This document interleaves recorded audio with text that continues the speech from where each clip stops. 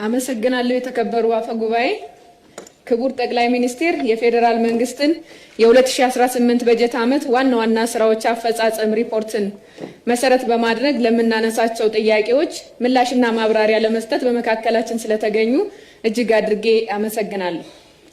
ከዚህ በመቀጠል ጥያቄን እንደሚከተለው አቀርባለሁ። የፕሪቶሪያ ስምምነት ለትግራይ ህዝብ ሰላም፣ መልሶ ግንባታና ልማት አዲስ ተስፋ የከፈተ ታሪካዊ ስምምነት ነው። ሆኖም የህወሓት አክራሪው አንጃ ቡድን ይህ የሰላም ስምምነት እንዲቀጥል አልፈለገም።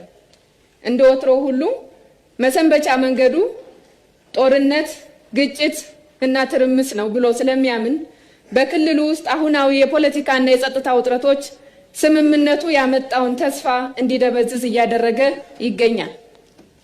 በተለይም በክልሉ የሚታዩ የታጠቁ ኃይሎች እንቅስቃሴዎች፣ የግጭት ቅስቀሳዎችና ከውጭ ኃይሎች ጋር የሚነሱ ግጭቶች፣ ከሁሉ በላይ ከቋሚ የኢትዮጵያ ጠላቶች ጋር ሆነው እናት ሀገርን ወደ ግጭት ለማስገባት የሚደረገው የባንዳነት እንቅስቃሴ በህዝቡ ዘንድ ትልቅ ጥያቄና ስጋት ፈጥረዋል።